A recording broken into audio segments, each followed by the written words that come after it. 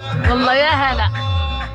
شام خايم احمد الزين الجمال، ما عطيتي من ذبحي مثل الجمال، فارقه بالزين يا بنت الرجال، ما حد مثلك وصوت والحلا. يا هلا حسنك عليهم بالتمام، أحمد.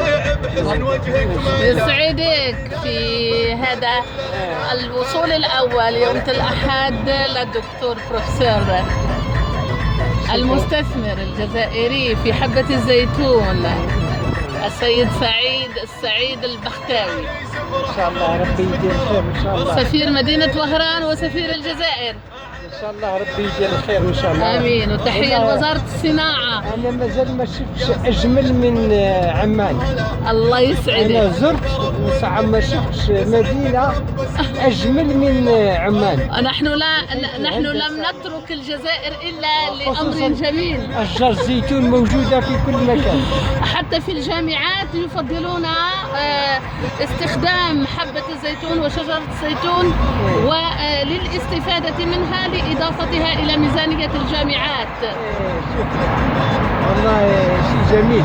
جميل جدا. يمكن تكون فيه شراكة ما بين الأردن يسعدني. والجزائر في الزيتون، تطوير الزيتون في الجزائر. هذه ستكون جلسة خاصة إن شاء الله. فيما بعد على هامش بيت الضيافة الجزائري إن شاء الله برفقة سعادة الدكتور علي زين العابدين زوجي، إن شاء الله. وبرفقتنا، وبإذن الله كل ما يخص تعزيز العلاقات بين الجزائر والأردن فيما فيه الخير يهمنا دائما وأبدا. أليس كذلك أحمد؟ نعم صحيح.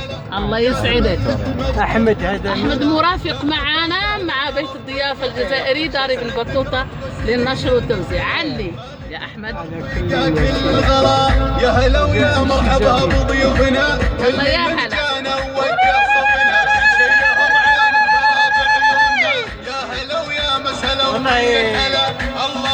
الله الله. شام خايم احمد الزين الجمال. ايوه. عطيتي من ذبحي مثل الجمال، فارقه بالزين يا بنت الرجال، ما حد مثلك وصوت. ايوه. فرض حسنك عليهم بالتمام، من يضيع بحسن وجهك ما يلام، فاتنا يا فتنا كل الانام، فارده متفرده بين.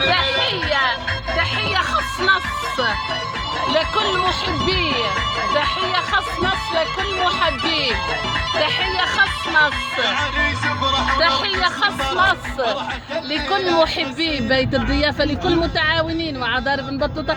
تحية خص لصديقتي وعزيزتي وتاج راسي سعادة الدكتورة كلثوم بوخروبة، نقطة المعرفة بيني وبين الدكتور سيد بختاوي. شكرا. هلا الله يسعدك. هلا وسهلا. شكرا.